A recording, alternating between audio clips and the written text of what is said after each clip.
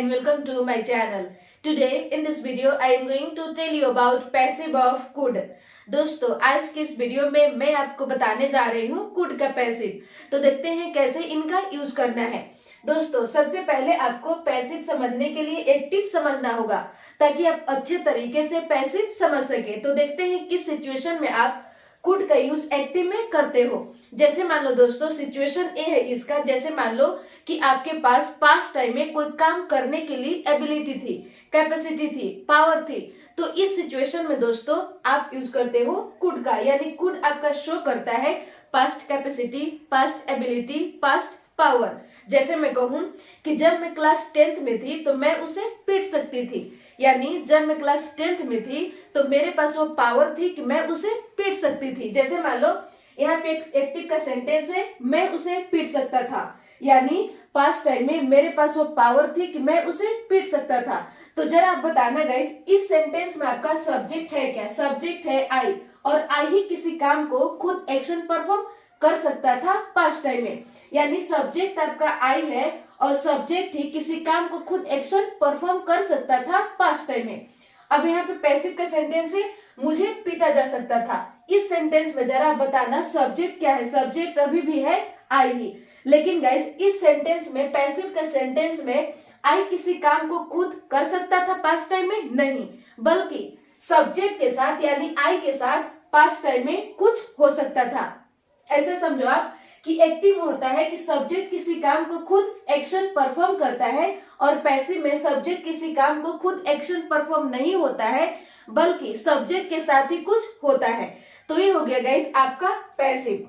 यहाँ तक क्लियर है? अब हम देख लेते हैं एक्टिव का स्ट्रक्चर। सबसे पहले आपको यूज करना है subject plus could, all subject के साथ आपको यूज करना है कुड प्लस वर्ब की first form and then object. ये हो गया आपका स्ट्रक्चर। एग्जाम्पल है, मैं उसे पीट सकता था, यानी मेरे पास पास्ट टाइम में वो पावर था कि मैं उसे पीट सकता था। तो सबसे पहले गाइस अकॉर्डिंग टू स्ट्रक्चर आपको यूज करना है सब्जेक्ट। सब्जेक्ट है आई, इसके बाद आपको यूज करना है कुड, कुड प्लस वर्ब की फर्स्ट फॉर्म। वर्ब है पीटना, यानी बीट, किसे? उसे, हिम।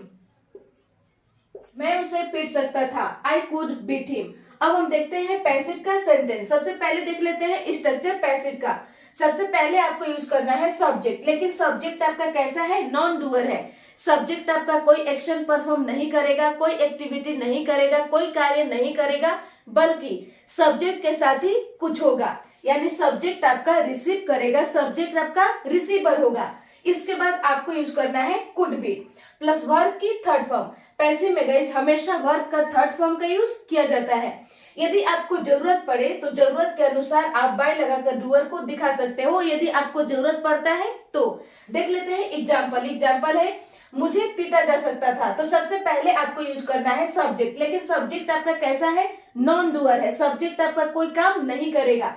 तो सबसे पहले सब्जेक्ट, सब्जेक्ट है आई। इसके बाद आपको यूज करना है could be, could be plus verb की थर्ड फॉर्म। वर्ब है पीटना, यानी बीटन। मुझे पीटा जा सकता था, आई कुड बी बीटन। यदि आपको कहना हो कि मुझे पीटा जा सकता था उसके द्वारा, तो इसका इंग्लिश बनेगा I could be beaten by him या हर। अब हम देखते हैं एक्टिव का सेंटेंस। यहाँ पे सेंटेंस है, मैं अंग्रेजी बोल सकती थी, यानी पास्ट टाइम में मेरे पास वो एबिलिटी थी कि मैं अंग्रेजी बोल सकती थी। तो सबसे पहले सब्जेक्ट, सब्जेक्ट है मैं, यानी आई। इसके बाद यूज करना है कुड, कुड। इसके बाद यूज करना है वर्ब की फर्स्ट फॉर्म। वर्ब है अंग्रेजी बोलना, यानी स्पीक इंग्लिश। मैं अंग्रेजी बोल सकती थी, I could speak English. Passive का सेंटेंस है, अंग्रेजी बोली जा सकती थी। तो सबसे पहले सब्जेक्ट यानी अंग्रेजी, इंग्लिश। इसके बाद यूज करना है could be, could be plus verb की थर्ड फॉर्म। वर्ब है बोलना, यानी स्पोकन। अंग्रेजी बोली जा सकती थी, English could be spoken.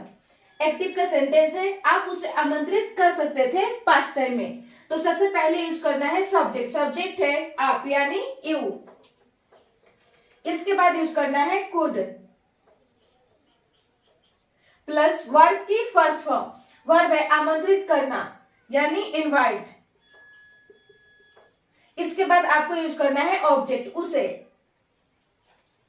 Him या हर, आप उसे आमंत्रित कर सकते थे, यू कुड इनवाइट हिम। यहाँ पे पैसिव का सेंटेंस है, आपको आमंत्रित किया जा सकता था। तो सबसे पहले सब्जेक्ट, लेकिन सब्जेक्ट आपका कैसा है, नॉन डूअर है, आपको यानी यू। इसके बाद यूज करना है could be, could be plus verb की थर्ड फॉर्म, वर्ब है आमंत्रित करना यानी इनवाइटेड। इनवाइटेड, आपको आमंत्रित किया जा सकता था, you could be invited. Active का सेंटेंस है, मेरी बहन तुम्हें अपमानित कर सकती थी पास्ट टाइम में। तो सबसे पहले सब्जेक्ट, सब्जेक्ट है मेरी बहन यानी माई सिस्टर। इसके बाद यूज करना है कुड, कुड प्लस वर्ब की फर्स्ट फॉर्म, वर्ब है अपमानित करना यानी इंसल्ट। किसे, तुम्हें, यू। मेरी बहन तुम्हें अपमानित कर सकती थी, my sister could insult you. Passive का सेंटेंस है, तुम्हें अपमानित किया जा सकता था। तो सबसे पहले सब्जेक्ट, सब्जेक्ट है तुम्हें यानी यू, लेकिन सब्जेक्ट आपका कैसा है, नॉन डूअर है। इसके बाद यूज करना है could be, could be plus verb की थर्ड फॉर्म, वर्ब है अपमानित करना यानी इंसल्टेड। तुम्हें अपमानित किया जा सकता था, you could be insulted. Active का सेंटेंस है, तुम चाय बना सकते थे, कब, पास्ट टाइम में। तो सबसे पहले सब्जेक्ट, सब्जेक्ट है तुम यानी यू। इसके बाद यूज करना है कुड, कुड प्लस वर्ब की फर्स्ट फॉर्म, वर्ब है चाय बनाना यानी मेक टी। तुम चाय बना सकते थे, you could make tea. Passive का सेंटेंस है, चाय बनाया जा सकता था। तो सबसे पहले सब्जेक्ट, क्या बनाया जा सकता था, चाय यानी टी। इसके बाद यूज करना है could be, could be plus verb की थर्ड फॉर्म, वर्ब है बनाना यानी मेड। चाय बनाया जा सकता था, टी कुड बी मेड। ये हो गया दोस्तों पैसिव का सेंटेंस। तो बस गाइज आज के लिए इतना ही, मिलते हूँ नेक्स्ट वीडियो में। और ये वीडियो आपको कैसा लगा आप कमेंट सेक्शन में अपना फीडबैक जरूर दें। Thank you.